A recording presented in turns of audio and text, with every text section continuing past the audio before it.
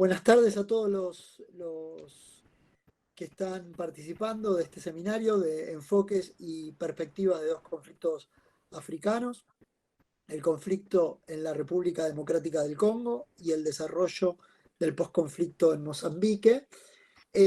Ahí quisiera, en primer lugar, no solamente darles la bienvenida, sino también agradecer al embajador Ureta, que es el director del comité, por permitir esta reunión pública, pero al mismo tiempo en la excelente organización y por haber convocado a los distinguidos invitados que hoy nos acompañan, a Silvia Perazo y a Marina Zaglietti. Acabo de tener un pequeño glitch. Al respecto de eso, les quiero pedir a todos, por favor, que apaguen los micrófonos para poder escuchar a los expositores. Las preguntas las vamos a hacer vía chat, que se anoten, por favor, a partir de quienes quieran realizar una pregunta, se anotan y Carla Gebetsberger va a ser la encargada de dar la palabra al tiempo que empiecen cada una de las exposiciones. Sin más, en esta presentación accidentada, formal y con el pedido de disculpas a Marina Zaglietti, por ello le entrego las palabras ahora sí a quienes organizaron esta reunión y al final de la misma haré unos comentarios al respecto. Gracias a ambas, buenas tardes a todos. Marina, la palabra es tuya. Bien, le vamos a dar, como está programado, en principio, la palabra para la presentación de Agustín Gali a Silvia Perazo, por cuanto Agustín Gali está en Jordania y está a unas cuantas horas de diferencia con nosotros, y entonces de esa forma, si él tiene necesidad de estar en otra reunión, también lo podemos liberar, ¿no es cierto? Gracias a todos por la presencia virtual en este seminario. Muchas gracias, Marina. Muchas gracias a todos por estar. La verdad que tener semejante concurrencia para hablar sobre conflictos armados en África para nosotros es fantástico, es un enorme aliciente para seguir haciendo esto. Muchas gracias, Juan Bataleme, secretario académico del CARI, por acompañarnos en esta jornada.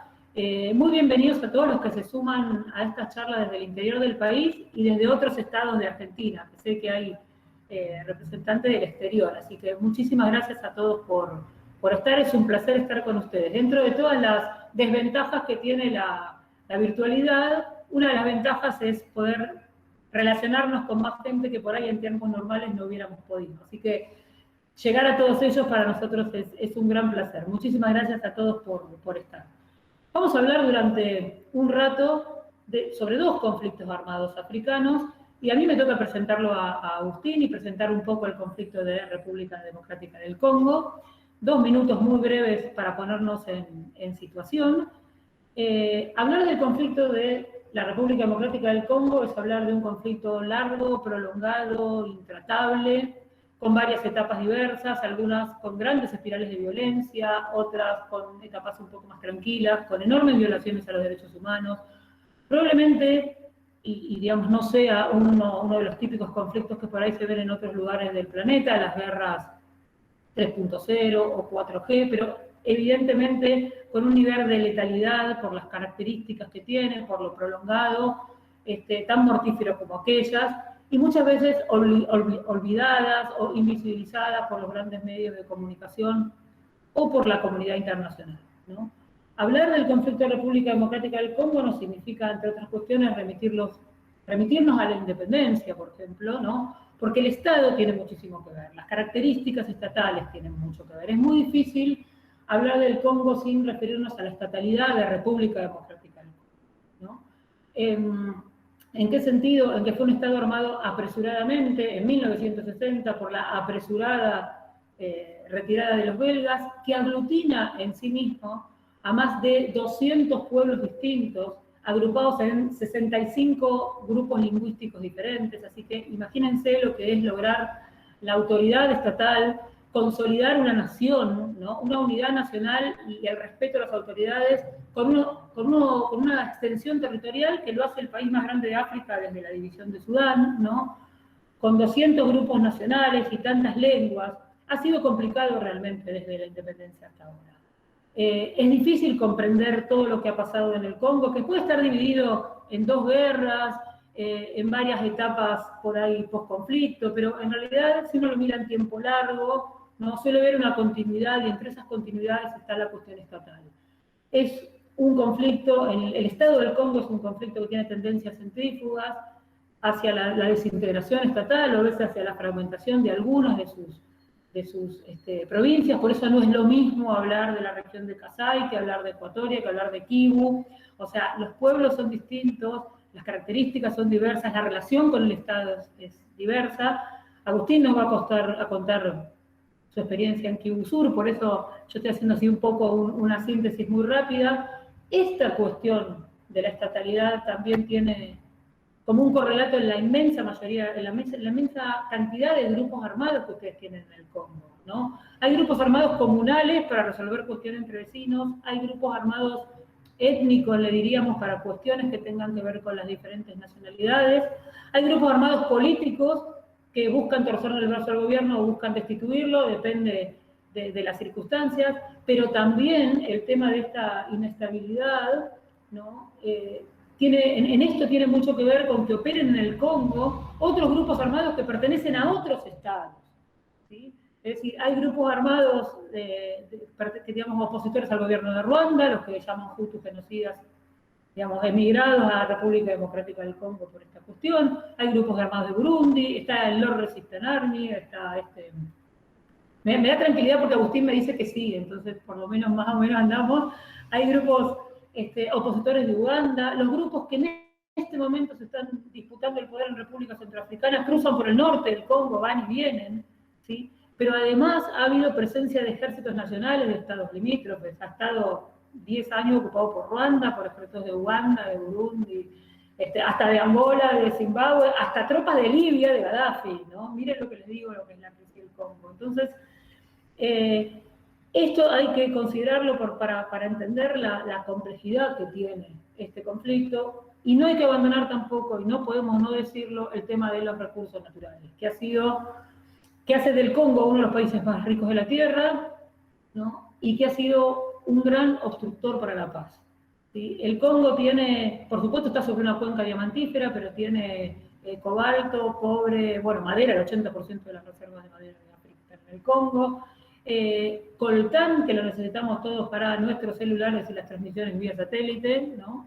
Todo eso viene de República Democrática del Congo, cobalto, manganeso, petróleo, ¿sí? Y las empresas que operan en el Congo, apoyadas por diversos estados patrocinantes, han impedido muchas veces los procesos de paz. Esto Naciones Unidas lo sabe muy bien, esto no son teorías conspirativas, ¿sí? Están en los informes de Naciones Unidas, búsquenlos, si no se los pongo en el chat para que los vean. Naciones Unidas ha desplegado varias misiones de paz, las últimas 2 quizás discutidas o discutibles, pero después de esta breve introducción estatal y de grupos armados y demás, le voy a dar la palabra a quien sabe en realidad de esto. Es Agustín, se lo voy a presentar porque aparte de ser un gran amigo mío y para mí es un orgullo poder estar siempre en contacto académico con él, se los presento para los que no los conocen. Agustín es licenciado en Sociología por la Universidad de Buenos Aires, es magíster en Relaciones Internacionales por la Universidad Torquato Di Tella, tiene un máster en Política Comparada en el Institut of Etudes Politiques de París, tiene un máster en Humanitarian Action en el IRIS-SUB de París, se ha desempeñado en diversas ONGs, tanto en Europa como en Siria y en Líbano, ha estado desplegado en el terreno en África y Medio Oriente durante años, y desde hace mucho tiempo trabaja como coordinador de proyectos de Médicos Sin Fronteras en República Democrática del Congo, Yemen, Guinea-Bissau, la India, no me quiero olvidar, ¿sí? Y en Jordania, donde está actualmente. Agustín, buenas noches para vos allá en Jordania y mil gracias por acompañarnos. Bueno, buenas noches. Es mejor que vean el PowerPoint y no que vean mi cara. Perfecto. Bueno, sí, mi nombre es Agustín Gali. Gracias por las palabras. Silvia, siempre tan exagerada. Respecto a mí, Sí, estoy en Jordania, sí, hace bastantes años que trabajo para Médicos Sin Fronteras, trabajé en los países que dijo Silvia, y estuve en Congo el año pasado entre marzo y diciembre, sí, de 2019. Trabajé en la región de Sud Kivu, en la frontera en realidad entre Sud Kivu y el norte de Kivu. Quiero aclarar una cosa, yo no soy africanista, porque veo que hay muchos africanistas, yo no lo soy.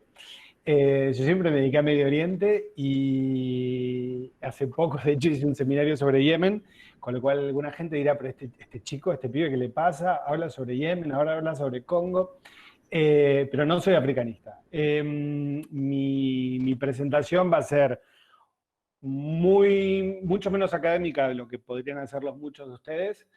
Va a estar inspirada mucho en mi vivencia personal en Congo y en mis apreciaciones sobre un conflicto que, como dijo Silvia, es el corazón de África. La República Democrática del Congo, ex-Zaire, no nos olvidemos de eso, es el corazón de África, desde el punto de vista geográfico y también desde un punto de vista, digamos, simbólico. Por eso, digamos, en mi introducción yo pongo la RDC o la República Democrática del Congo como gran mito africano. Congo vehicula un montón de imágenes muy, muy africanas. Quizás una de las peores colonizaciones que vio África, el rey Leopoldo, las masacres, el robo de marfil, el caucho, los diamantes. Pero también, digamos, a Patrice Lumumba, para el que nunca vio el discurso de Lumumba frente al rey Baudouin, se lo recomiendo, sigue siendo considerado uno de los grandísimos discursos de la historia de la humanidad.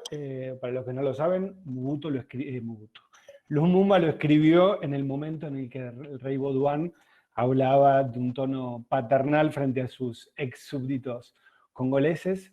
Sigue siendo uno de los grandes discursos de la humanidad y sigue siendo uno de los grandes símbolos africanos tercermundistas y de la liberación de los pueblos, vamos a decirlo así.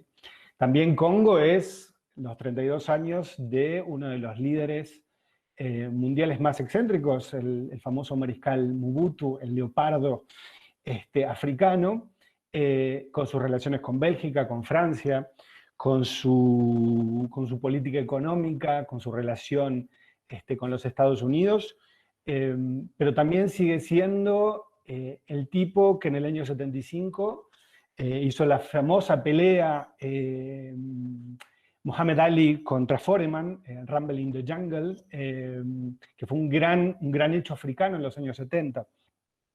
Congo es también las guerras de los años 90, donde cambia el liderazgo en África, donde es un símbolo del cambio de liderazgo en África a partir del año 96 y su caída, donde básicamente 6 o 7 estados intervienen para terminar con la dictadura de Mobutu de 32 años. Una guerra que después se termina convirtiendo en 2 y que termina de manera oficial en 2003, pero que en realidad, al menos en Kivu y en los Kivus y en el este del país, continúa. Segundo punto, como introducción puse brevísima historia de la RDC. Bueno, creo que no es necesario porque Silvia ya dijo mucho y porque sería extenderme demasiado, y porque hay muchísima bibliografía y muchísimos documentales que hablarían mucho mejor de lo que lo podría hacer yo. Para los que no lo vieron, les recomiendo un documental francés de hace unos años, creo que tiene 20 años, se llama L'Afrique en morceaux en francés, como sería la África en pedazos, que se consigue en YouTube con subtítulos en inglés. Los que no lo vieron, se los recomiendo. Es una excelente introducción a Congo, a Ruanda y al conflicto de la región de los Grandes Lagos. Como tercer punto, lo de los kibus. El sur y el norte de Kivu siempre fue una región, fueron 2 regiones muy especiales dentro de la RDC. Primero por una cuestión lingüística. Es una región donde se habla Swahili, la misma lengua que en Kenia, que en Tanzania, que en partes de Ruanda, de Burundi, y que tiene una identidad muchísimo más cercana al este de África que a Kinshasa, que al oeste del Congo, y que siempre es visto con muchísima desconfianza por el resto de los congoleses. La gente de Kivu es visto como la causa y los efectos de todos los males que tiene la República Democrática del Congo. Una identidad, como digo, muy, muy especial, es una identidad aparte. Siempre uno cuando habla con congoleses de los kibus, siempre tienen un poco de vergüenza cuando van a Kinshasa, por ejemplo, los que tienen la oportunidad de ir a Kinshasa, porque hablar suajili en Kinshasa puede ser motivo de tener un problema, porque van a ser vistos como ruandeses, acusados de ser ruandeses, etcétera, con lo cual es una identidad muy, muy especial, al mismo tiempo que esta identidad suajilófona, no sé cómo llamarlo, es muy especial porque el suajili de los kibus está mezclado con el francés, con lenguas locales, con lo cual es una identidad muy, muy especial.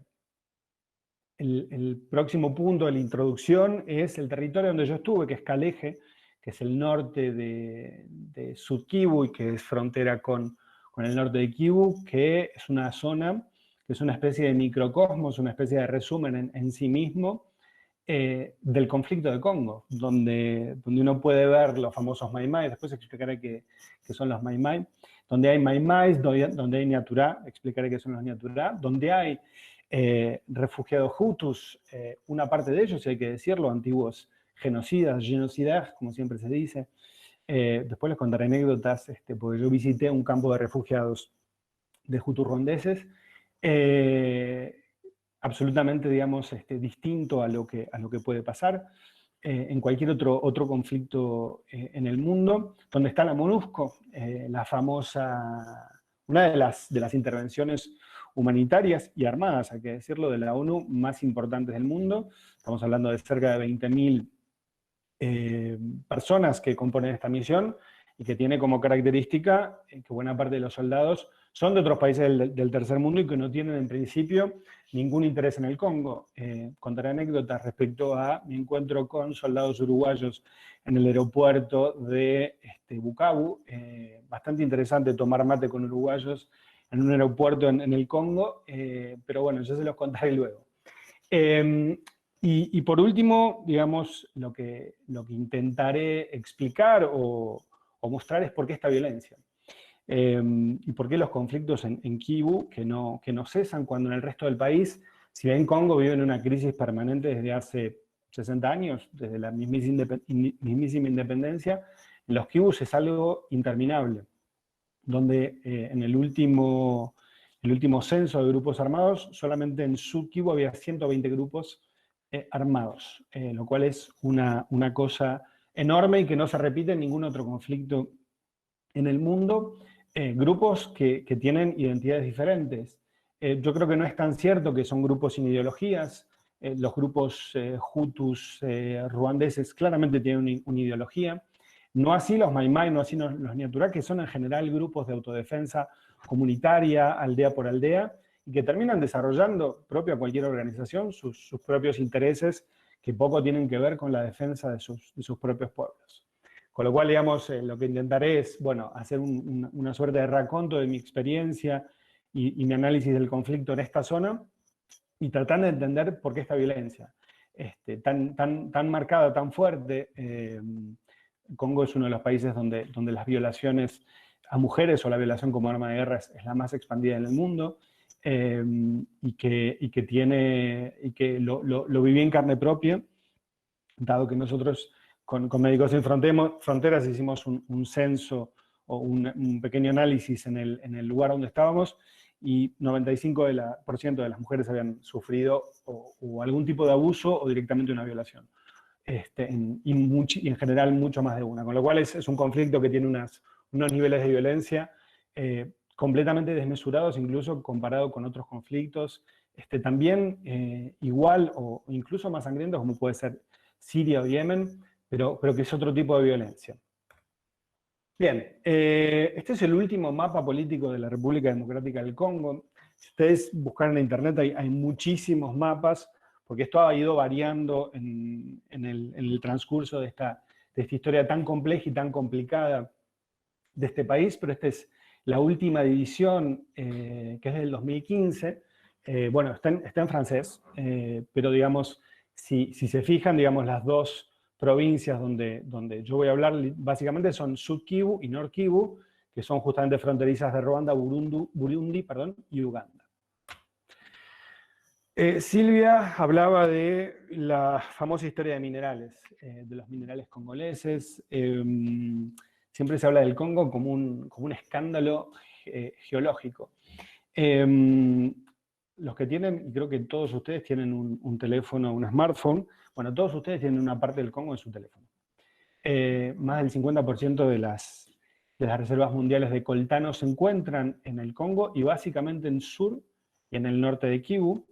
Estos minerales son robados no solamente por empresas canadienses, americanas, francesas, etcétera, sino directamente por los estados de Ruanda y Uganda. Incluso de manera oficial en algún momento Ruanda y Burundi publicaban estadísticas que eran exportadores de coltano, de oro y otros minerales, cuando está claramente documentado que ninguno de estos dos países tiene ninguno de estos minerales, con lo cual provenía directamente del sur y el norte de Kivu. Bueno, el mapa no se ve bien, pero simplemente les quería mostrar, digamos, la cantidad de grupos armados que se encuentra en los dos Kivus. Bueno, 132, esto es del 2017. Esto no ha variado demasiado. Más allá de las diferentes tentativas de la MONUSCO y del Estado congolés de integrar a los diferentes grupos armados a partir de ofertas económicas o integración dentro del ejército congolés, digamos, esto sigue funcionando igual y muchas veces lo que pasa es que estos grupos se desmovilizan, pero poco tiempo después vuelven al combate porque el Estado congolés no puede garantizar económicamente la integración económica, sobre todo, de estos soldados.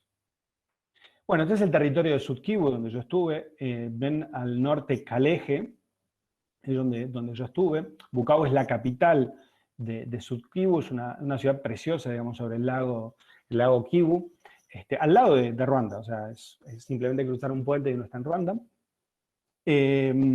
A ver, las distancias no son muchas, pero bueno, como les voy a decir en un momento, uno de los grandes problemas de la República Democrática del Congo es la cuestión de infraestructura.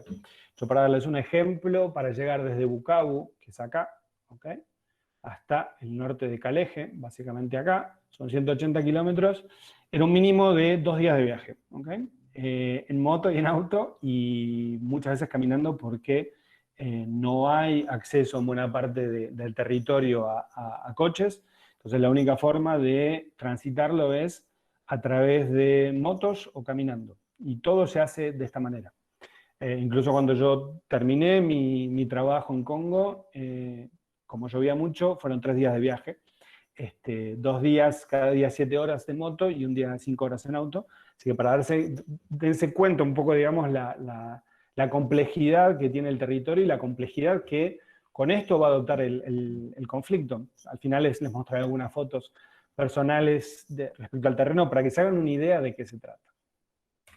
Bien, bueno, esta es la última foto, una foto un poco más en detalle de Kalehe, ¿ok? Es esta parte, yo creo que ven el cursor, es esta parte donde yo estaba. Bien.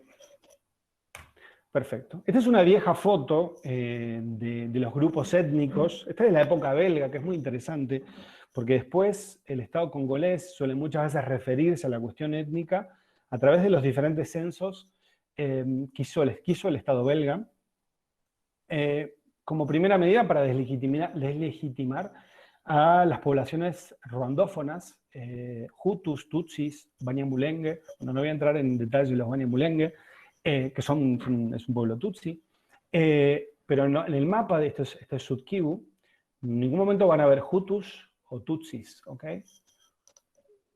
En algún momento explicaré, en un momento de la charla explicaré por qué. Primero porque estos mapas, bueno, lo voy a explicar ahora. Primero porque estos mapas no eran anodinos, y segundo porque los Hutus y los Tutsis llegaron en diferentes oleadas migratorias, muchas veces por problemas políticos en Ruanda y después por una cuestión colonial. Históricamente, digamos, yo no sé cuánto saben de Congo, pero los belgas lo que hacían eran dividir a los grupos étnicos de acuerdo a un estereotipo, una característica étnica, y dentro de esas características étnicas, los Hutus y los Tutsis eran vistos como gente inteligente. Bueno, hay todo un mito de que los Tutsis en realidad no son un pueblo local, sino que vienen de Etiopía, o incluso es una tribu perdida de Israel. Okay, esto es toda la teoría europea racista que viene, digamos, con los belgas, que luego los congoleses terminan adoptando. Con lo cual, digamos, es un pueblo no local, semita, como se lo ve. Los Hutus no, es un pueblo local, muy trabajador, con lo cual los belgas hacen venir a estas poblaciones para trabajar la tierra, para liderar las regiones, sobre todo en el norte de Kivu, para los Tutsis, lo cual genera una serie de conflictos étnicos dentro del norte y el sur de Kivu que siguen estando hasta el día de hoy. Bien, la primera parte, territorio de Kalehe, ¿ok?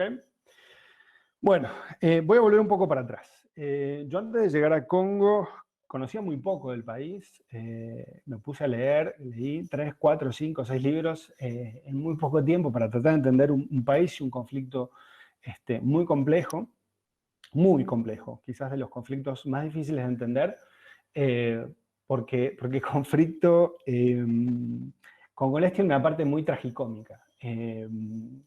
Porque el congolés, por su propia historia y por su propia personalidad, es un pueblo absolutamente tragicómico, donde el conflicto a veces toma carices casi graciosos. El tipo de armas que se usan son viejas Kalashnikov de los años 70, 80, vendidas por la antigua Unión Soviética, luego de su desmembramiento. Yo he visto chicos de 8 o 9 años con Kalashnikov pegadas con cinta adhesiva.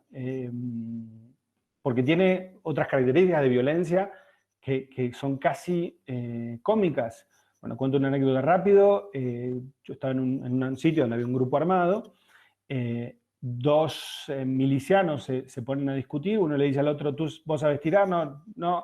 Perdón, vos no sabés tirar, sí sé tirar, vos no sabés tirar, sí sé tirar, mostrámelo, y le pegó un tiro en la clavícula. Bien. Imagínense el caos en el pueblo, nosotros como organización teniendo que sacar a esta persona en una moto con un acompañante, porque si no, no llegaba y se moría.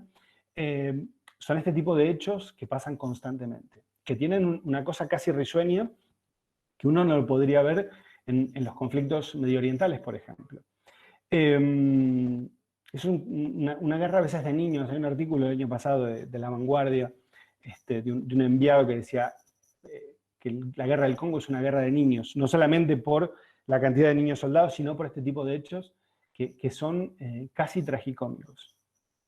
Ahora, el territorio de Kalehe es un territorio en buena parte rico en minerales, sobre todo una zona que se llama Numbi, muy cerca de Ruanda, que tiene la característica de haber planicies y haber montañas.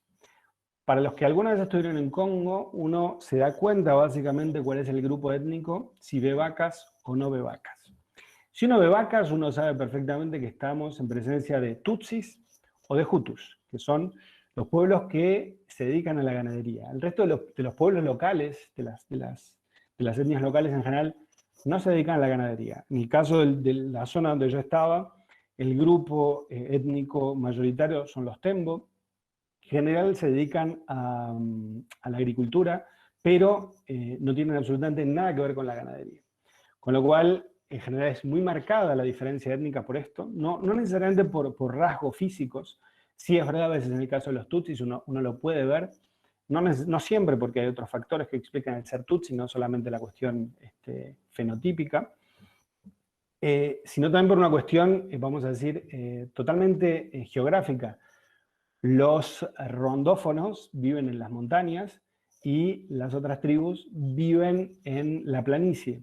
Esto tiene, bueno, primero consecuencias en la forma de ganarse el pan, vamos a llamarlo así, también en el tipo de vida, en el tipo de clima que tienen, sino también en el tipo de enfermedades. En la montaña no hay paludismo, en la planicie el paludismo es endémico, sobre todo en el sur y el norte de Kivu, donde llueve prácticamente todo el año.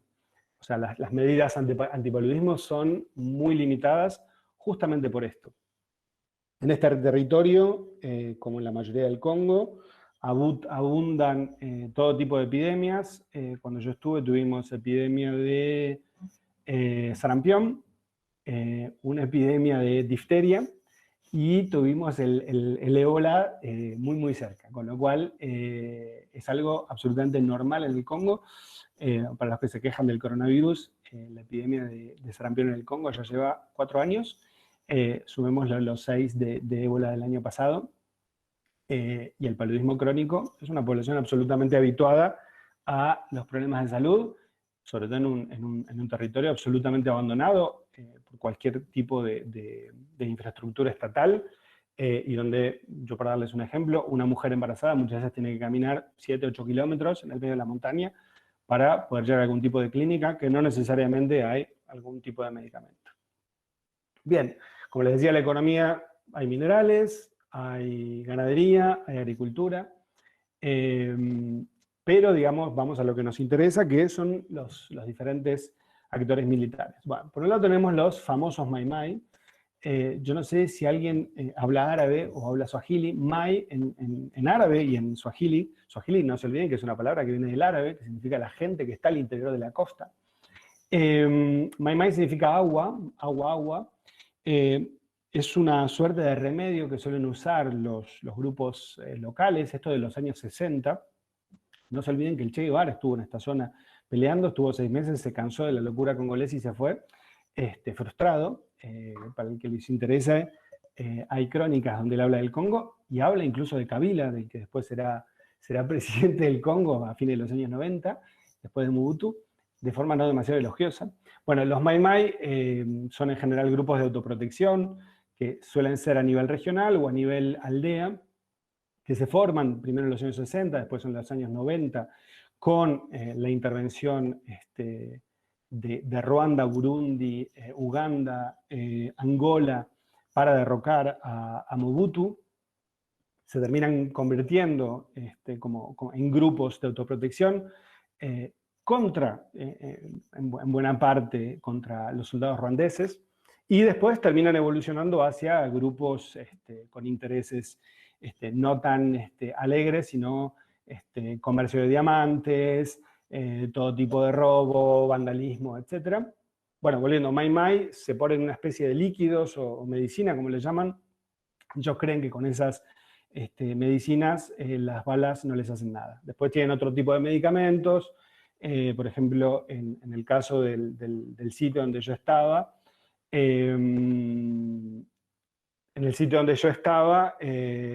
el general Quiriquicho era el líder, él decía que podía incluso desaparecer.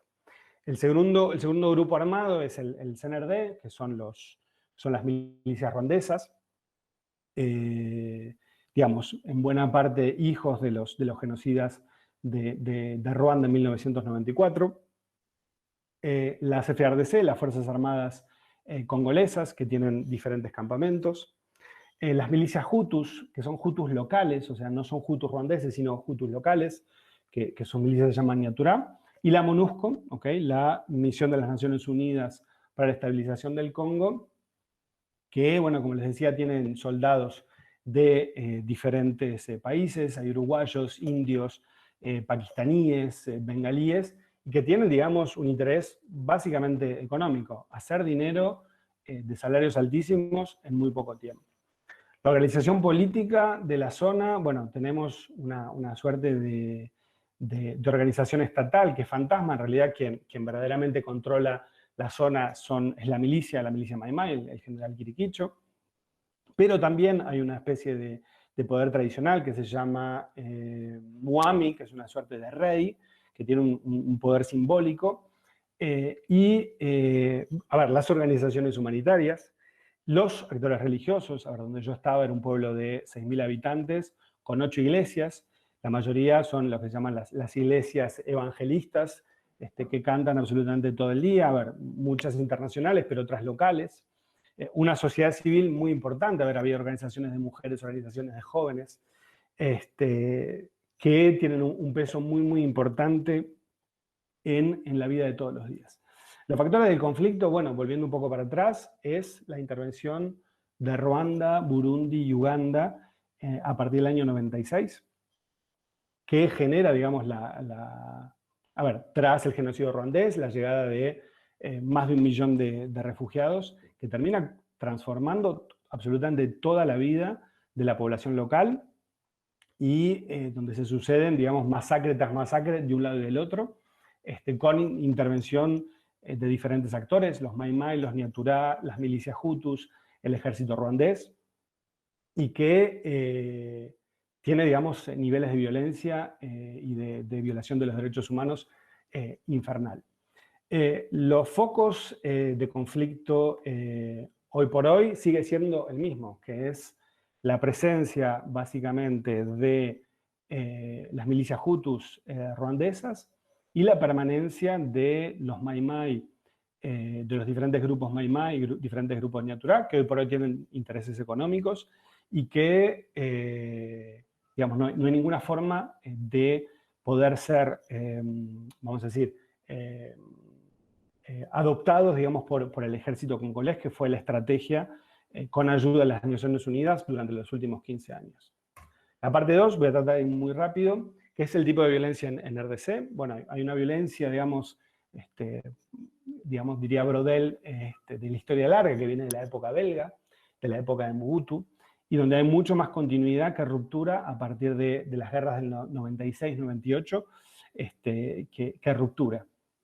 Otra es la propia formación del Estado congolés, como decía Silvia, es un Estado sin administración, es un Estado sin Estado presente, diríamos, en Argentina, donde no hay ningún tipo de infraestructura, ni rutas, ni hospitales, ni policía, ni ningún tipo de presencia estatal, y eso claramente es ocupado por otro tipo de actores.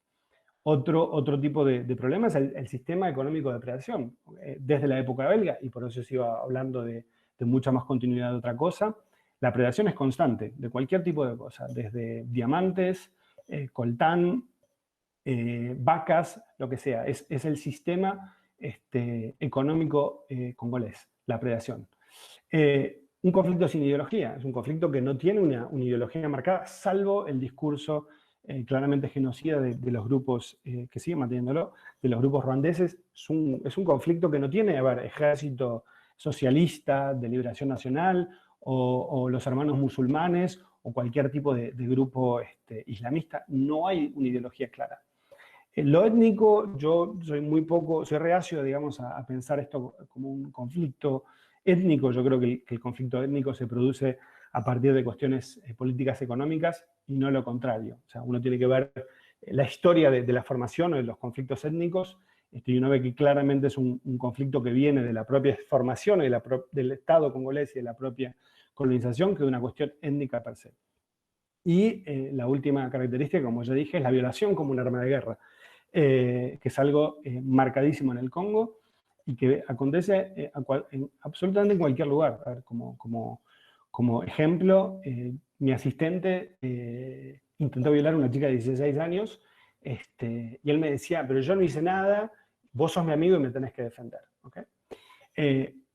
Violaciones, yo recibía información de violaciones en el pueblo donde estaba 3-4 veces por semana. A ver, ¿cómo explicar, y esto es un poco para terminar, cómo explicar la violencia en la República Democrática del Congo? A ver, hay una explicación arendtiana, a ver, la violencia como un acto banal. Yo soy bastante reacio a eso porque la explicación arendtiana tiene una explicación básicamente burocrática. ¿Okay? La burocracia como modelo de organización es el que lleva, digamos, a la banalización de los actos. Yo no creo que sea esto el factor explicativo de la violencia en la República Democrática del Congo. Creo sí, como segundo punto, que hay una violencia como consecuencia de la historia larga del país, desde la presencia de la colonización belga en Congo desde 1885, pasando por el modelo de predación de Mobutu, el kabylismo o lo que se llama el artículo 15. Los que no saben lo que es el artículo 15, hay diferentes historias, pero las más claras hay dos. Mobutu en un discurso dijo, los soldados, no recibían salarios, y él dice, bueno, no reciben salarios, pero tienen armas, así que arréglensela. Y era algo, y es un discurso muy marcado en el Congo. el Congo es grande, el Congo es rico, arréglenselas. Con lo cual es una invitación a la predación constante, que es un poco mi conclusión. La violencia, perdón, está basada en la predación y en la falta de estructuras institucionales. Como no hay ningún tipo de freno, digamos, al modelo de predación, y digamos, basado en el Estado, la reproducción de la predación es constante. No hay ningún tipo de freno a esto. Como conclusión, ¿cómo resolver el conflicto congolés o cómo buscar pistas de resolución al conflicto congolés? Uno es terminar con el problema ruandés, con el problema de los refugiados ruandeses, muy difícil porque esto necesita no solamente a Ruanda y a los estados de la región, sino también de otro tipo de estados que tuvieron una participación muy importante en el genocidio, sobre todo Francia, y sobre todo, digamos, las Naciones Unidas, pero tratando de buscar un plan a largo plazo de resolución del problema ruandés, intentar construir un Estado y sobre todo construir una infraestructura. Me pongo en leninista y diría, lo que necesita el Congo es electricidad, teléfonos y rutas. Pero veo sí una parte positiva, digamos, en lo que pude percibir en el Congo, que es una revalorización de una sociedad civil muy fuerte y que tiene un verdadero interés en buscar soluciones colectivas a los problemas congoleses. Y esto es positivo y negativo, repensar el rol de las Naciones Unidas y las organizaciones humanitarias y de la cooperación, que muchas veces lo único que hacen y hacemos es reproducir la dependencia y la imagen del hombre y los hombres blancos y de las ONGs como pseudoestados paternalistas capaces de resolver los problemas locales. Bueno, esto es de mi parte. Espero preguntas y bueno, espero que haya sido útil para un intento de comprensión de lo que es el Congo. Bueno, muchas gracias, Agustín, divino, bárbaro, genial, súper claro, ¿no? Así que les vamos a pedir a todos los que quieran preguntas que la vayan anotando en el chat, así Carla puede ir compaginándolas. No importa que sean largas, no importa que sean complejas, tómense el tiempo para escribir, vale la pena discutir sobre esto. Y le voy a pasar la palabra a Marina para así lo escuchamos a Javier un rato también. Gracias, Agustín. Gracias, Agustín. Una excelente exposición acerca de la República Democrática del Congo y de su calidad de vida en función de vivir en medio de la guerra por intereses extraterritoriales. Vamos ahora a presentar, yo voy a hacer y las preguntas, te digo, Agustín, las vamos a hacer, como esbozó Silvia, al final de las dos conferencias. Entonces, vayan volcándolas y si no, los que tengan preguntas de último momento también pueden levantar la mano, pero las vamos a hacer al final de las dos exposiciones. Muchas gracias. Quiero decirles buenas tardes a todos. La cantidad de personas que no estaban al inicio de esta jornada y de esa forma quedan todos incorporados. Vamos a presentar ahora el tema de la República Democrática del Congo. Va a exponer el general Javier Pérez Aquino, y yo voy a hacer una brevísima exposición, brevísimas palabras con respecto a el tema que él va a tratar y cuando lo vaya a tratar lo voy a presentar. ¿Y por qué específicamente? La República Democrática, la República de Mozambique fue una colonia portuguesa muy maltratada y con inmensos problemas del orden territorial y del orden de infraestructura. Su población es una de las más pobres del mundo, como ustedes saben, y de acuerdo con eso también tenemos que decir que su economía es francamente deficitaria en muchos aspectos, y los 45 años de guerra que se cumplen ahora, este año, a partir de la independencia en 1975, hicieron que la poca infraestructura que tuvieron fuera deteriorada. Como colonia portuguesa se independiza. Yo no voy a dar las situaciones particulares porque va a hablar el expositor, y de alguna manera vamos a solamente mencionar el tema de sus grandes problemas, su gran potencial y las características. Como dijo Silvia, hay que tener muy en cuenta de qué se tratan estas poblaciones. Tiene una superficie de casi 800.000 kilómetros cuadrados, su capital es Maputo, y las características socioculturales están dadas porque no tiene una gran cantidad de habitantes, tiene 29.500.000 habitantes, con cifras del año 2020. El idioma oficial es el portugués, pero tienen que tener en cuenta, así como estuvimos escuchando hasta ahora, con otros pueblos, con otras repúblicas o estados africanos, es una sociedad plurilingüística. En el aspecto religioso, como ustedes saben, que tuvo influencia, sobre todo a partir de la Guerra Fría, de un gobierno marxista en el poder, no se celebran las fiestas religiosas por disposiciones gubernamentales como podemos tener nosotros o cualquiera de los países, sino que se celebran por la población, las respeta esas festividades en relación con la creencia que profesan. Tienen en ese sentido libertad de culto. Mayoritariamente son católicos y varias formas de cristianismo, algunas son todas provenientes de Europa y algunas con inclusión desde lo medieval, desde la Reforma y desde la actualidad, sobre todo con los llamados evangélicos de las últimas generaciones. Hay una enorme cantidad de ateos y agnósticos. Los islámicos también hay una importante cantidad, no son mayoría, pero son mayoritariamente sunitas. Y el resto de la población practica conjuntamente con estas formas religiosas conocidas sus creencias con ritos ancestrales. Esto es un poco para entender que sus lenguas, sus posiciones frente a la trascendencia y su forma de vivir. Los problemas más relevantes son la pobreza, los bajos niveles de alfabetización y las carencias sanitarias. En desarrollo humano están en el lugar 189 y en la economía están en el ranking de la tabla que hace Naciones Unidas en el lugar 128 por volumen de PBI. La deuda es muy grande, su balanza comercial, como ya lo dije, es absolutamente deficitaria y sus habitantes tienen un bajo nivel de vida en relación con a los 196 países con un PBI per cápita mucho mayor. En el ranking de paz global están en la posición 99, como es válido suponer. En cuanto a la percepción de corrupción, es alta por parte de la población, tienen necesidades de infraestructura muy importantes, sobre todo ligadas a los desastres climáticos en los últimos tiempos por el cambio climático, con los dos grandes huracanes Idai y Kenneth del año pasado.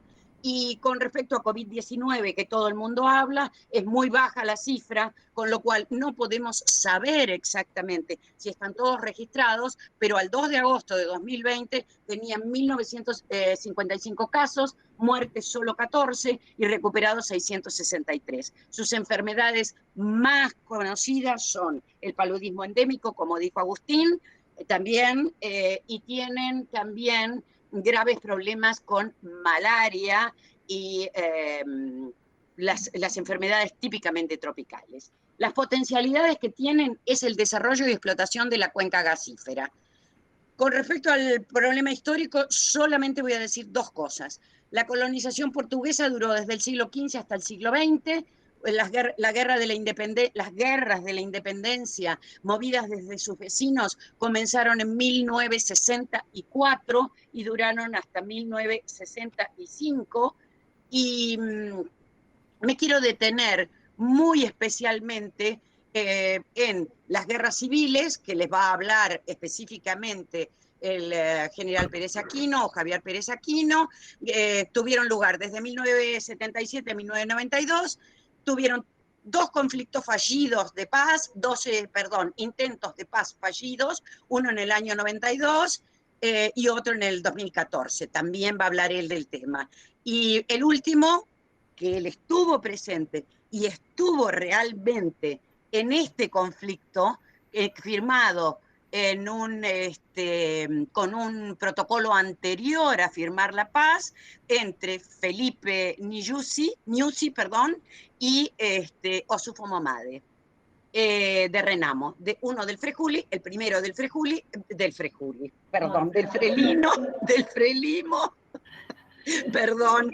Frelimo y el otro de Renamo. Bueno, eran peronistas y no lo sabían.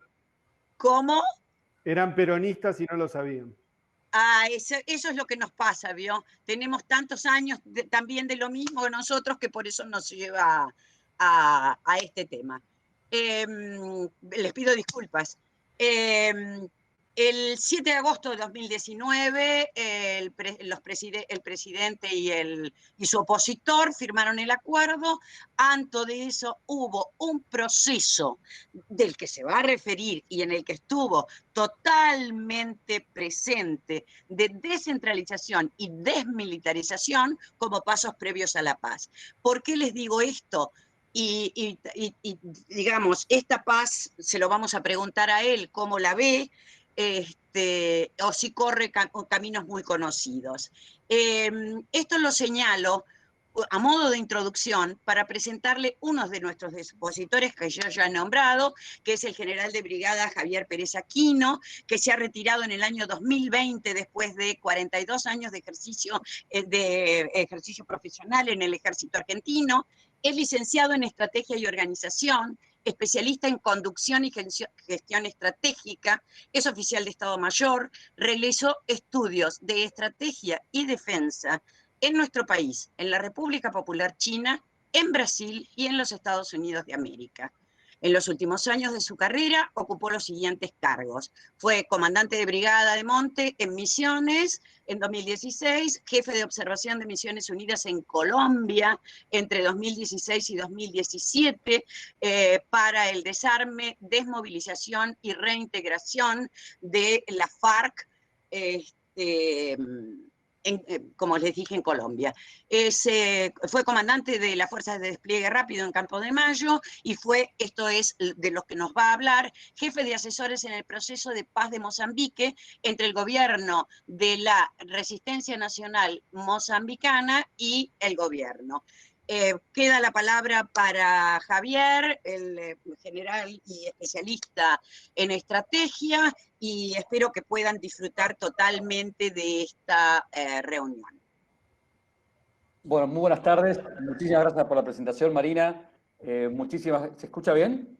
Sí, perfecto. Perfecto. Bueno, muchísimas gracias por la presentación y muchísimas gracias al CARI por tener esta oportunidad, a Juan Bataleme, bueno, a Silvia Perazo y a todos. Creo que es una linda oportunidad para poder contar. Yo no soy africanista tampoco, sino poder expresar un poco mi experiencia que tuve en el último proceso de paz ahí en Mozambique.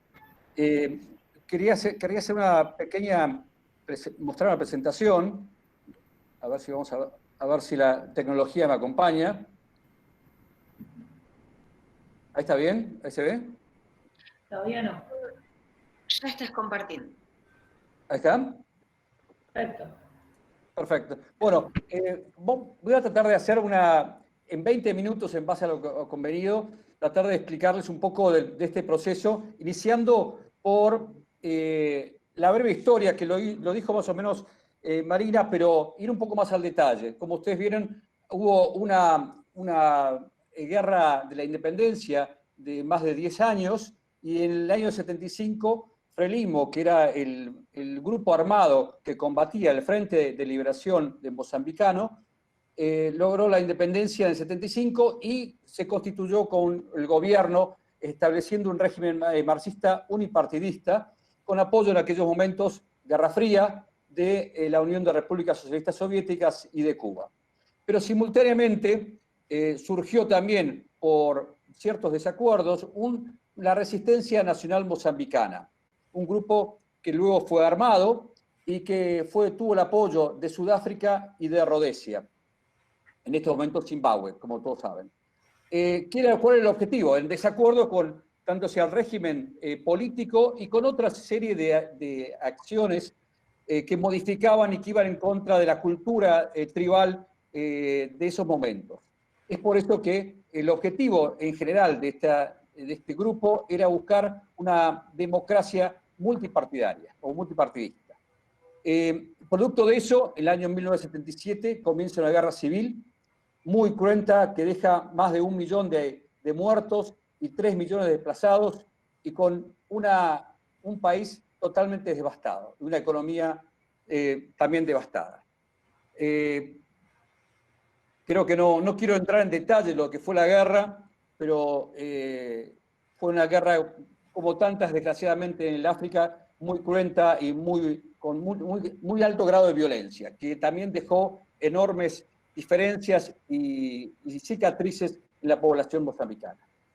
En el año 1992 se llegó a un acuerdo, a la firma del acuerdo de paz en Roma, y inmediatamente después se instaló una misión de Naciones Unidas llamada UNMOS desde el año 1992 hasta el año 94. Un alto, para comentarles que la Argentina participó en esta misión de paz con un hospital quirúrgico móvil de la Fuerza Aérea Argentina y también con algunos observadores militares. Bueno, ¿qué decía este acuerdo en general? Por supuesto que era, como la mayoría de los acuerdos de paz, para la desmovilización, el desarme y la reintegración, pero también tenía otros aspectos como asistencia humanitaria, limpieza de minas y también la creación de un sistema democrático.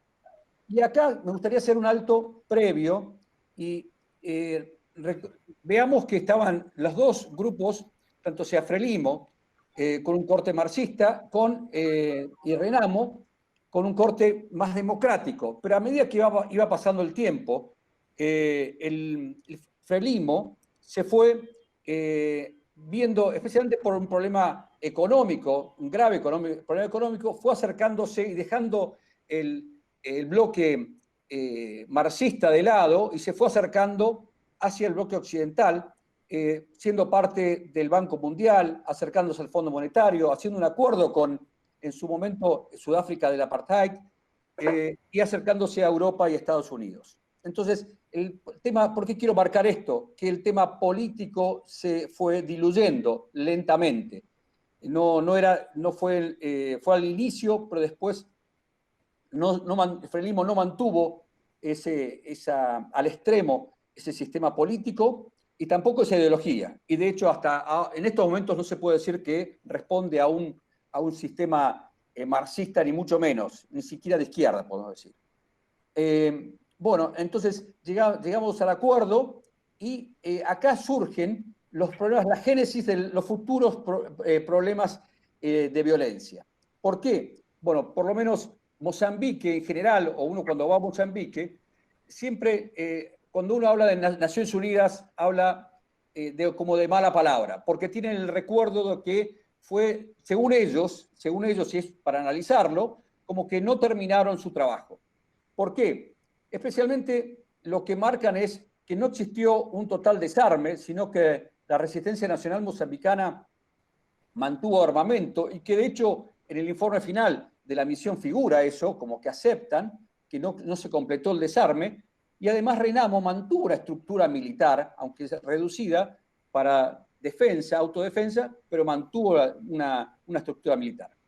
Además de eso, no se hizo una completa reintegración. Realmente en todas las desmovilizaciones, lo primero que recibe el guerrillero es un monto de dinero para sobrevivir un periodo de tiempo reducido, como puede ser 6 meses, 1 año, 2 años, y después se hace todo un proceso para la integración a la vida civil, especialmente con proyectos productivos, normalmente son agrícolas o de otro tipo. Bueno, esto no sucedió. Se le dio un cierto dinero para los primeros meses, pero después de eso no había nada más. Esos son los dos aspectos que son criticados, pero otros 2 aspectos que también son criticados y que después generaron estos varios problemas, fueron el sistema político. Si bien el acuerdo dice que se creaba una democracia, ya estaba estipulado, ya se había salido una ley en el año 1990 que habría la posibilidad de elecciones. En el año 1994 se realizan las primeras elecciones que gana Frelimo. Pero ¿qué pasa?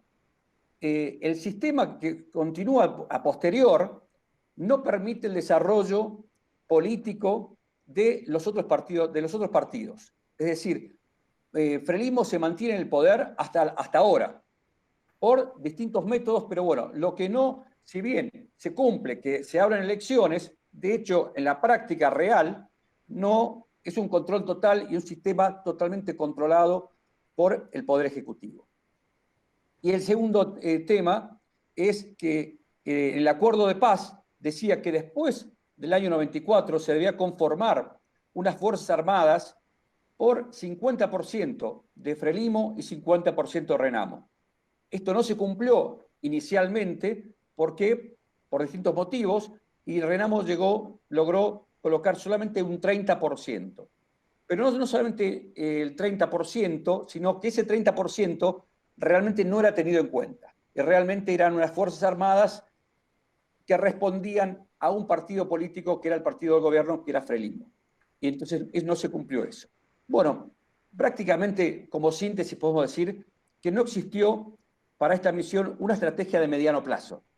Como síntesis, y creo que es importante mantenerlo presente por lo que vamos a hablar en el futuro, por los problemas actuales. Y es por eso que se llama ese periodo un periodo de paz con armas. Y a partir del año 94, después de las elecciones, continuaron, desde ya Renamo pasó a ser el segundo partido político, pero a la vez, por eso paz con armas, mantenían ciertas armas y una cierta estructura política, militar. Continuaron los reclamos para justamente solucionar los problemas que planteé recién, constantemente, y llegaron hasta el año 2012, que Renamo dijo, ante la ausencia de respuesta, Renamo dijo, bueno, hay que solucionar esto de otra manera, retomó las armas Renamo y empezó la violencia atacando a la fuerza pública y realmente, especialmente bloqueando las rutas del centro y norte del país y generando un problema económico muy grande. A partir de ahí, violencia de 2 años entre la fuerza pública y Renamo, y se generaron a partir de ahí un cese el fuego en el año 2014 y empezó una negociación. La primera negociación llamada Negociación Nacional, que duró hasta el año 2015, y en el año 2016 la negociación internacional con apoyo de países vecinos y de la Unión Europea. Estas dos negociaciones, si bien fracasaron y tuvieron poco tiempo, de hecho la segunda negociación duró un par de meses, avanzaron en estos dos temas, tanto sea en la descentralización como en la integración de Renamo en las Fuerzas Armadas. Y llegamos al año 2017, cuando el embajador de Suiza en Mozambique, Mirko Manzoni, logra la confianza de ambos líderes, de los dos presidentes, el presidente de la República, Filipe Nyusi, y del partido político y también del grupo armado, al mismo tiempo, Alfonso de la Cama. Empiezan una negociación distinta.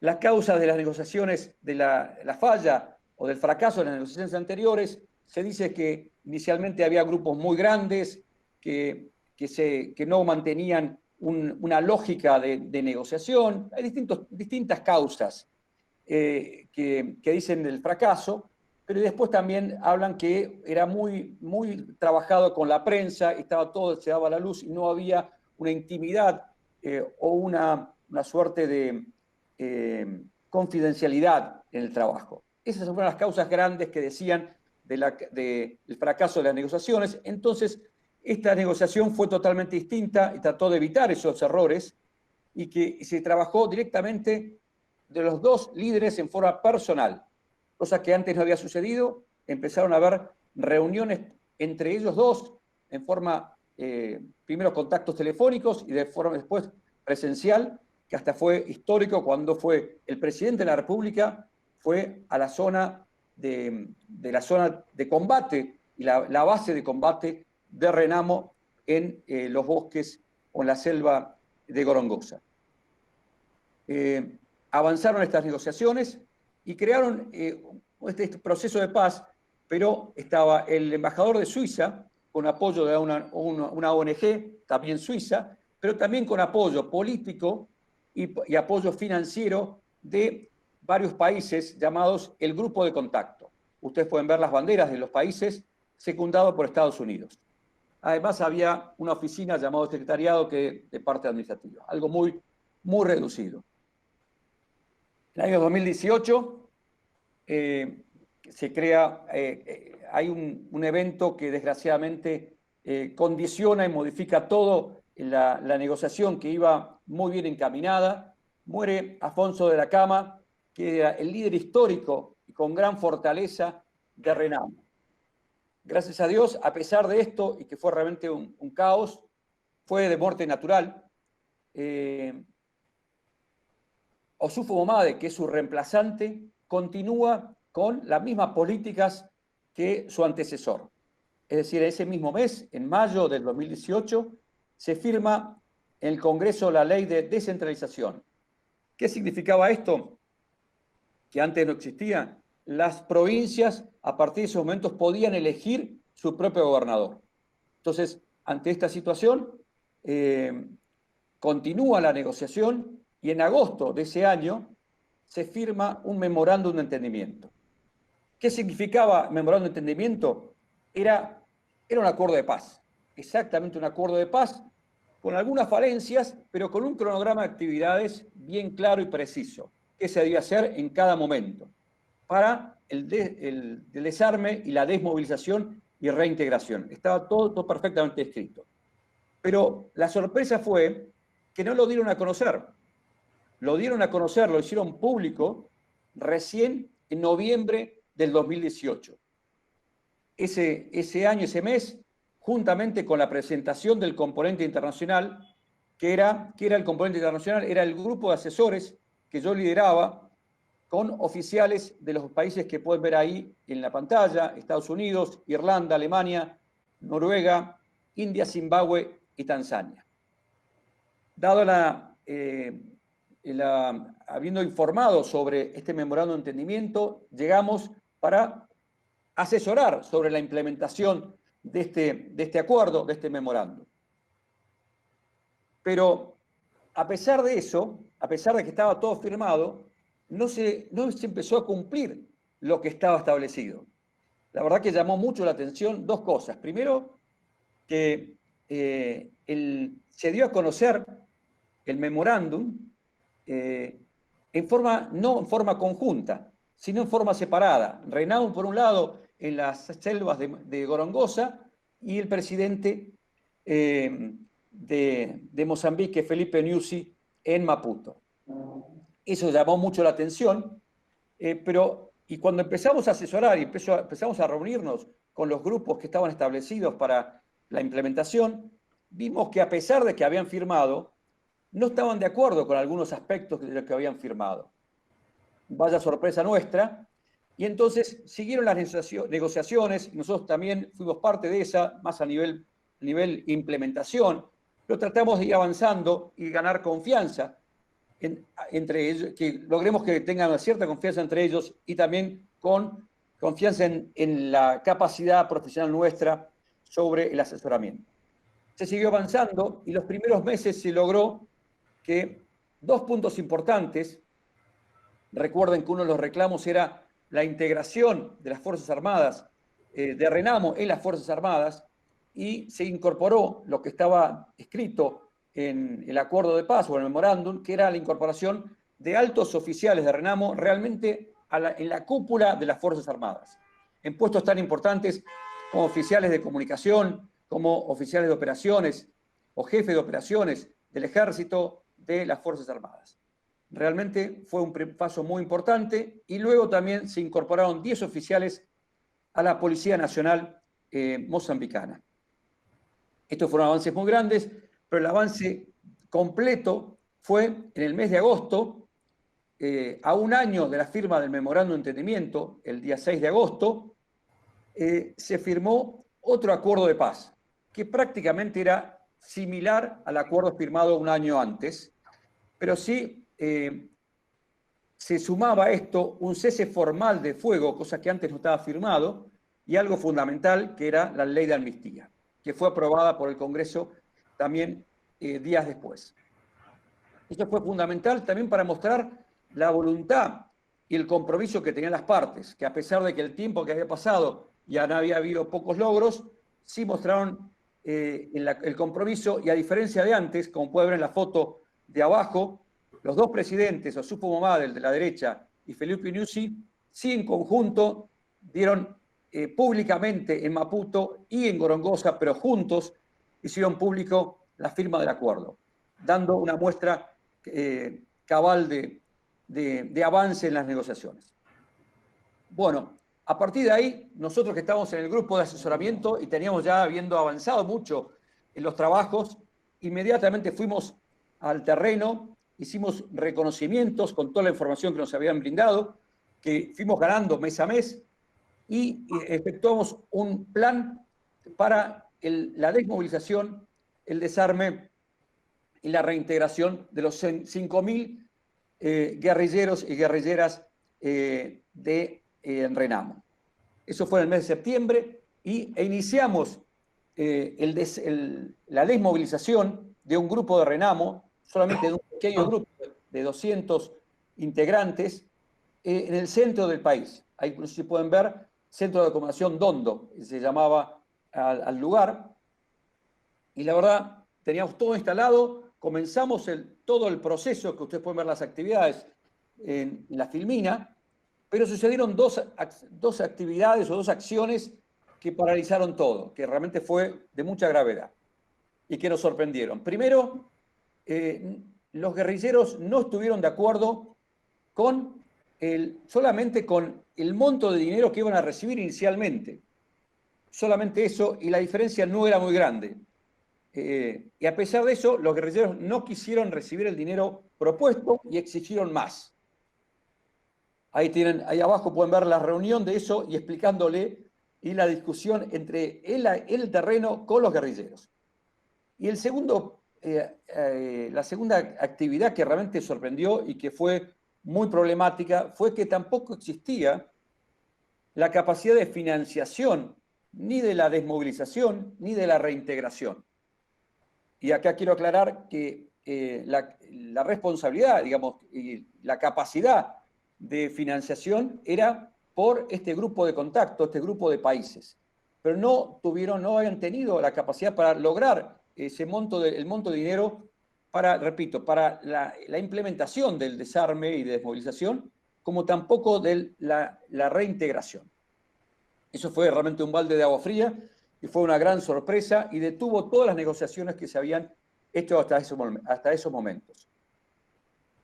Entonces continuaron las negociaciones sobre estos dos temas y tratando de lograr financiación, y a partir de ahí empezaron, bueno, en el mes de octubre se realizaron las elecciones en base a lo que se había logrado la ley de descentralización, y elecciones en búsqueda del Congreso, pero también para elegir gobernador de las provincias. Esto fue también una gran sorpresa porque Renamo esperaba en esto lograr mayor cantidad de diputados, y también que lograba por lo menos mínimo 3 a 5 provincias. Bueno, fue un fracaso total de Renamo y un éxito de Frelimo, con el presidente Felipe Nyusi, que mostró grandes avances desde el punto de vista económicos. La verdad que hizo un excelente trabajo en la economía del país en los años que estuvo como presidente, y lo mostró como éxito, pero también mostró como éxito todo el proceso de desarme y de desmovilización de Renamo. Pero simultáneamente a esto, inmediatamente después de firmado el acuerdo, empezaron a haber disidencias dentro de Renamo. Y un general de Renamo llamado Ñongo, que ustedes pueden ver en la foto inferior, que el general Ñongo no estaba de acuerdo y no reconocía a Ossufo Momade como líder de Renamo. y producto de eso, tampoco estaba de acuerdo con lo firmado en el acuerdo de paz, pero especialmente no reconocía como líder a Yusuf Ahmadi, y ese era su mayor reclamo. Y a partir de ahí empezó a tomar nuevamente las armas, pero lo sorprendente de esto es que en vez de atacar hacia la fuerza pública, hacía ataques como a bloqueos, no bloqueos, ni siquiera llegaban a bloqueos, sino ataques a personal civil que iba por las rutas atacando camiones y especialmente colectivos, efectuando unos disparos sobre el vehículo y desapareciendo. Se cree que este grupo no tiene más de 100 a 150 hombres y mujeres, pero la verdad que suficiente para crear un cierto caos en el centro del país. Ante esta situación, y lo que me refería anteriormente, los problemas surgidos, hay una reestructuración en la misión. Mirko Manzoni, que era el embajador hasta esos momentos de Suiza en Mozambique, se transforma en enviado personal del secretario general de Naciones Unidas, y una agencia de Naciones Unidas llamada UNOPS apoya a esta pequeña secretaría o secretariado que tenía la misión, apoya desde el punto de vista administrativo, pero también apoya desde el punto de vista legal. Pero esto es un apoyo de Naciones Unidas meramente político. Esto no significa que esto se transforme en una misión de Naciones Unidas, con un decreto. No, esto es solamente un apoyo político. Bueno, continúa, empieza el año 2020 y no avanzan las negociaciones, o avanzan lentamente las negociaciones, y en junio se desmovilizan 20 guerrilleros en una ceremonia presidida por los dos presidentes, nuevamente en el lugar donde habíamos empezado nosotros, en Dondo, en el centro del país. Y a partir de ahí empieza nuevamente la desmovilización, y a la fecha se han desmovilizado 500 guerrilleros. Se tiene previsto, si bien no es formal, pero los dichos del enviado personal del secretario general dice que tienen previsto terminar la desmovilización en julio del año 2021. Y en otras entrevistas se habla de en los próximos 4 años. Bueno, llegamos al final de este proceso. Esta es la situación actual. Me gustaría ver si puedo parar de compartir. Y me gustaría ahora ya ir a un poco a las conclusiones. Como ustedes pueden ver, ustedes pueden sacar de acá. Disculpen. Aspectos positivos y negativos, o ventajas y desventajas, como quieran llamarlo. Las grandes ventajas, el aspecto positivo es, está todo dado para continuar con una desmovilización. Tenemos todos los acuerdos, la ley de desmovilización, la ley de amnistía, están firmados todos los acuerdos, el cronograma de actividades, se hizo la integración de RENAMO en las Fuerzas Armadas, también en la policía.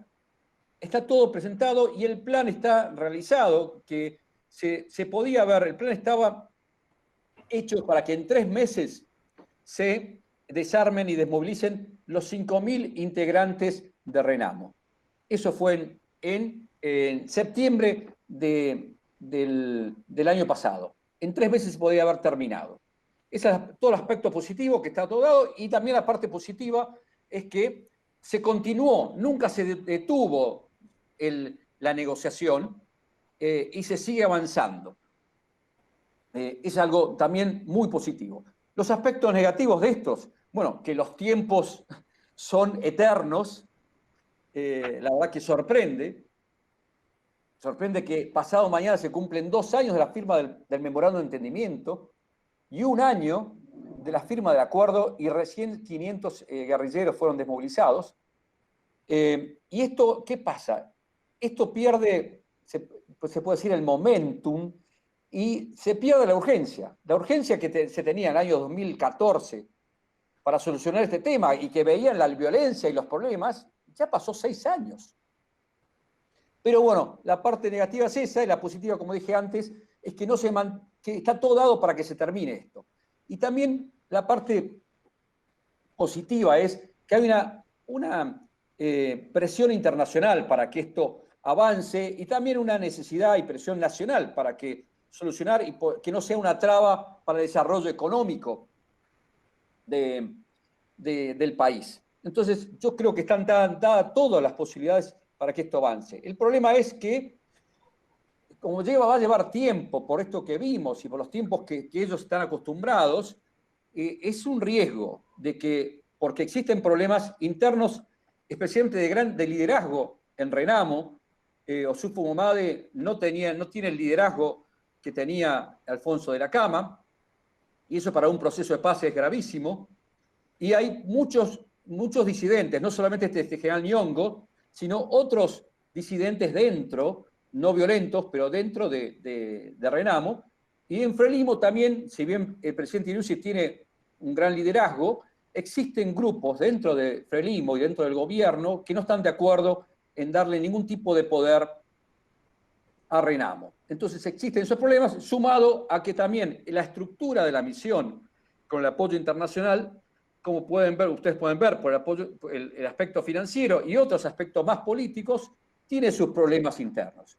Entonces, yo creo que tengo esperanzas de que esto siga avanzando, pero los tiempos me preocupan.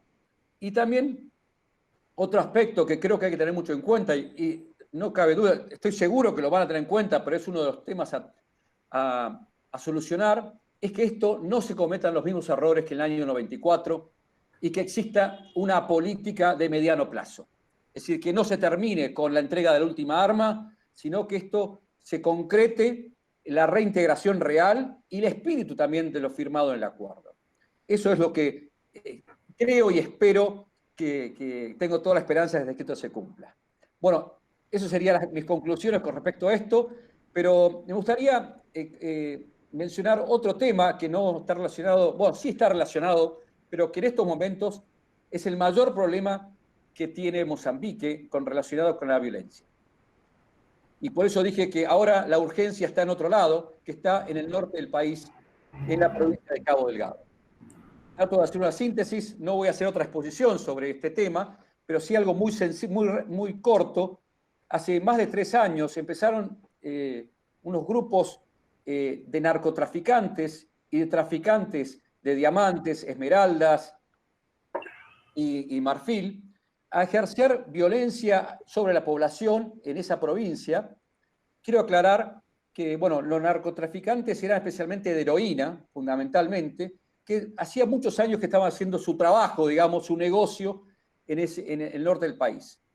Y como ya mencionó Marina, con el descubrimiento de una de las mayores reservas de gas del mundo, también en esa zona, vieron que peligraba su negocio y por eso empezaron esas acciones violentas sobre la población para demostrar la fuerza y demostrar que ellos, y asegurarse de tener lejos las Fuerzas Armadas y las fuerzas de seguridad.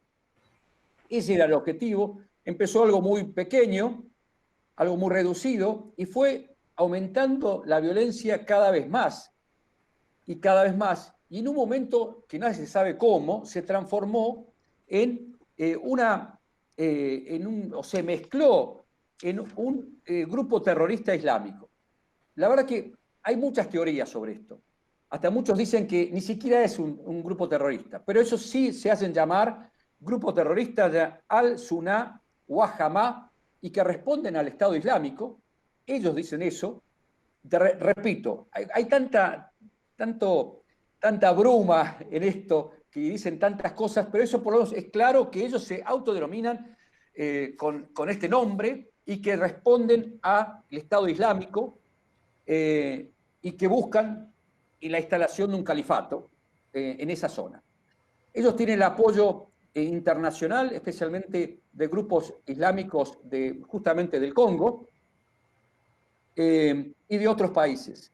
Y Y la verdad que esta violencia en esta provincia fue avanzando en espacios y también en cantidad de muertos y desplazados.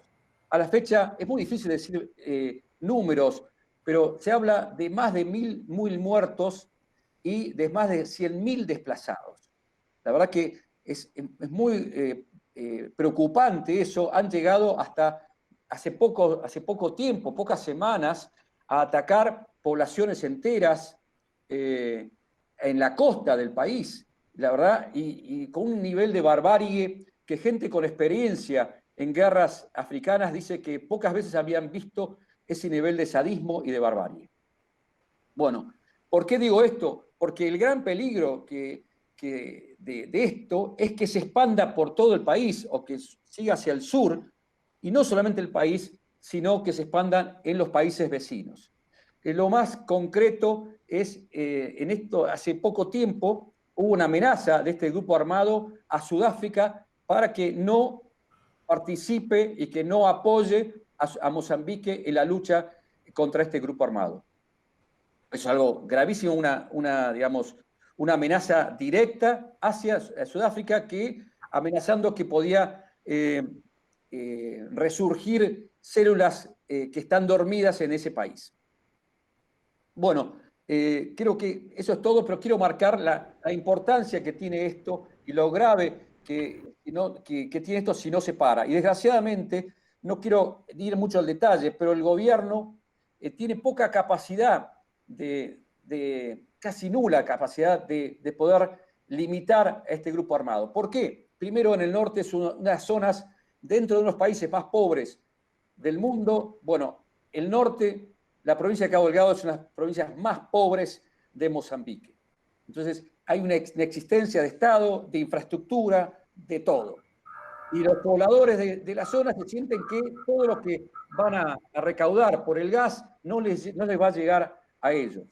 Y además, las Fuerzas Armadas, la fuerza pública de Mozambique, la verdad es muy, muy limitada. Para que tengan una idea, tienen solamente 2 helicópteros, de los cuales uno funciona y en forma muy limitada. Lo doy como un ejemplo más, pero realmente es muy limitado. Ya el año pasado llamaron, y también es problemático esto, llamaron a unos mercenarios, a una empresa, digámoslo así, una empresa de seguridad rusa que fueron llevados para combatir contra este grupo armado de terrorismo islámico, pero la verdad que fue un fracaso y se volvieron a su país con varios muertos, para que vean el nivel de equipamiento.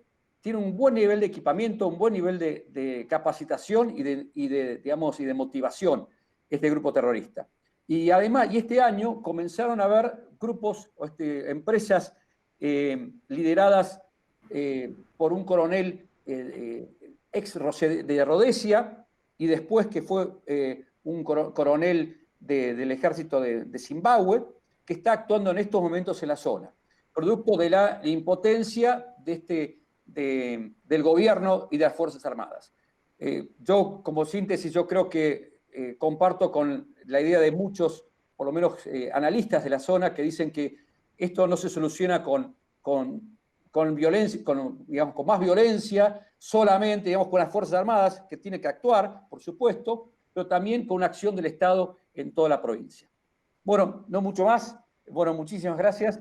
Después, cualquier pregunta. Gracias nuevamente, Marina, Silvia, por todo el apoyo. Gracias a tu exposición, muy clara y muy precisa. Silvia también debe querer cerrar esto, y coincido con vos en que el tema de ISIS es muy cuestionable, y el tema de la ex Rhodesia y que un militar esté a cargo tiene similitudes con el hecho de utilizar Fuerzas Armadas con mucho conocimiento del terreno. Te agradezco muchísimo, Javier, que hayas hecho mención de esto, porque es un conflicto que no se ve y que poca gente estudia en realidad en la Argentina. Así que mis respetos para todos ustedes. Juan, me despido de todos ustedes y agradeciéndole, como dijo Marina, todo lo que todo el tiempo que nos han destinado. La verdad que tener 100 personas hablando de África y comentando sobre conflictos armados, sobre lo que hay muchísimo más para decir. Le voy a pasar la palabra a Juan Pataleme en este momento para que él distribuya la palabra y después pueda pasarla al embajador Ureta que se ha unido con nosotros. Muchas gracias.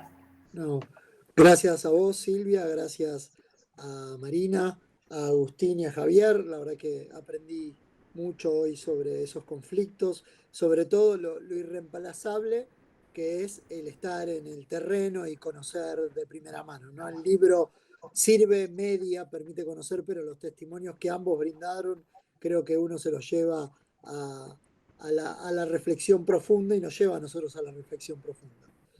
Yo estaba previsto que yo hiciera el cierre, pero dado que se nos ha sumado felizmente el embajador Ureta, prefiero que así como él iba a abrir esta sesión, sea él que como director del Comité de Asuntos Africanos cierre el acto académico, siempre y cuando él esté en condiciones que creo que sí. Así que, embajador, por favor, nos hace el honor. Bueno, Juan. Cierre suyo. Juan, muchísimas gracias. Lamentablemente me perdí estas fantásticas exposiciones. Tuve que venir a hacerme un hisopado de urgencia acá a la clínica Swiss Medical. Vos sabés que yo vine desde Pilar. Y bueno, estoy esperando algunos análisis que me tienen que hacer. Hasta ahora está todo bien, pero sigo con un poco de fiebre. Lamentablemente esto me comenzó el viernes. Bueno, yo realmente quiero agradecer muy especialmente a Agustín Gali. Leí un poco el currículum, los años que estuvo allá en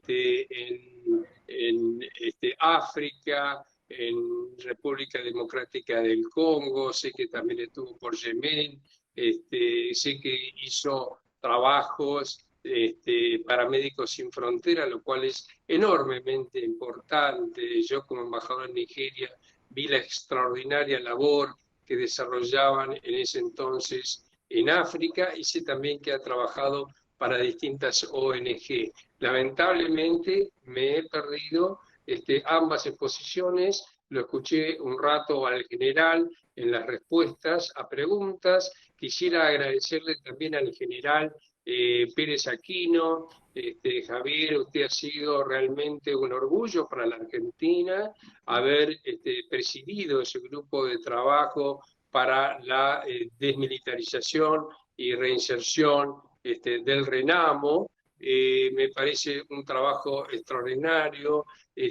Sé que luego se celebraron las elecciones en agosto, no, el tratado en agosto, luego fueron las elecciones el 15 de octubre y sé que fueron contestadas por el RENAMO. Yo quiero agradecerles muy especialmente por esta dedicación y quiero agradecerles a la doctora Sabina Saglietti, a Marina Saglietti y a la magíster Silvia Perazo, que entiendo que seguramente han desarrollado una labor magnífica moderando esta sesión académica tan interesante. Y muchas gracias, Juan, por cerrar como secretario académico en nombre del CARI esta reunión. Hasta cualquier momento, y perdónenme, pero esto fue bastante de urgencia. Silvia lo sabía porque esta mañana le hablé y Carla también porque me llamó. Bueno, muchas gracias a todos y muchas gracias por compartir. Sé que ha sido de un éxito y de una tremenda concurrencia esta reunión nuestra. Adiós. Adiós. Gracias. Los saludo nuevamente. Quiero destacar, ya que se quedan 2 segunditos más, la presencia de todo el Comité de África acá. Gracias Gladys, gracias Marisa, gracias Ricardo. Estaba Facundo también por ahí, estaba Manuel, muchas gracias a todos. Por ahí se me pasó algunos, mil gracias. Gracias Carla por todo lo que hiciste para difundir esto y para que saliera bien. Sé que no es, anotaste más de 130 y pico de personas y le mandaste a cada uno los links, mil gracias. Y un lujo, mis palabras finales para Agustín y para Javier, a quienes aprecio muchísimo personalmente y que nos han dado una lección, como decía Juan antes, de lo importante que es estar en el terreno, ¿no? Los libros está bárbaro, es genial y nos dan una noción de las cosas, pero después cuando uno va y cuando uno mira, es otra. Yo conozco los dos países, algo del Congo y algo de Mozambique, y doy fe de eso, y muchas gracias que nos hayan compartido su conocimiento y su tiempo para con el Cali.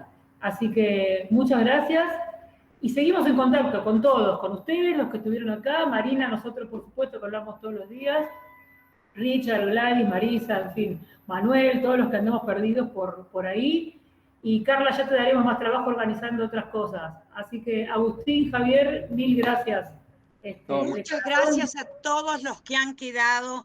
Muchas gracias por las brillantes exposiciones. No tenemos más que agradecimientos, como les dije antes, para nuestros asistentes diarios, porque Carla y Agustín, cualquier cosa que solicitamos, ellos están atentos a que tengan ustedes todo lo que necesitan.